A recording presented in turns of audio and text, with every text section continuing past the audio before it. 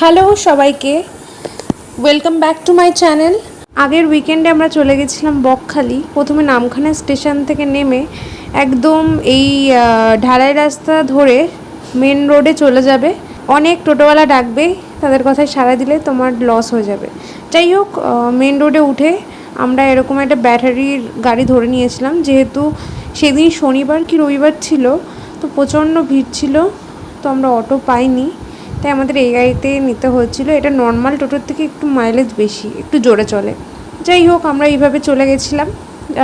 তো বকখালি পৌঁছাতে minimum 40 minute থেকে 50 মিনিট টাইম লাগবে এই টোটোতে।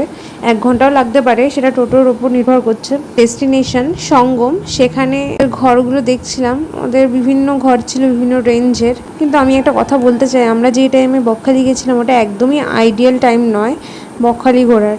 যেহেতু বকখালি বিচটা তোমরা জানো মোহনার কাছে, তো সবসময় জলের স্রোতটা তোমরা দেখতে পারবে না, যেটা আমাদের সাথে হয়েছিল। তোমরা যদি বকখালি যেতে চাও তো আমি বলবো পুজোর আগে আগে, মানে সেপ্টেম্বর মাসের দিকে যেতে পারো, বা বর্ষাকালের পরে যেতে পারো। তোমরা ঢেউ দেখতে পারবে অ্যাটলিস্ট। ব্যালকনিওয়ালা ঘরটা আমরা নিয়েছিলাম। যাই হোক, তারপর আমরা ফ্রেশ হয়ে চলে গেছিলাম খাবার খেতে। আমরা অন্নপূর্ণা হোটেলে গেছিলাম। অনেক ব্লগারদের এই হোটেলটার ব্যাপারে বলতে শুনেছি।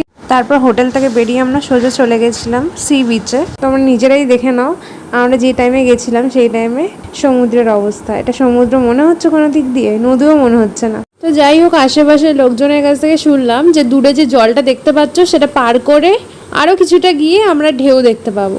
তো সেই রকমই আমরা হাঁটছিলাম। এত রোদ ছিল, চশমা ছাড়া তাকানোই যাচ্ছিল না। যাই হোক, প্রায় 1 কিলোমিটার হাঁটার পর আমরা স্রোত দেখতে পেয়েছিলাম। আর ওখানে গিয়েই বাবা আর মা ভিডিও বানাতে শুরু করে দিয়েছিল, যেটা ভাই বানিয়ে দিচ্ছিল। এই ভিডিওটা সেকেন্ড পার্ট আরও বেশি ইন্টারেস্টিং, কারণ কি আমরা তারপর সাইট সিনে গেছিলাম বিকালে। সেকেন্ড পার্ট দেখতে একদম ভুলো না। বকখালি সেকেন্ড পার্টটা থাকবে, যেটার মধ্যে তোমরা আরও বিভিন্ন জিনিস দেখতে পাবে। Stay tuned.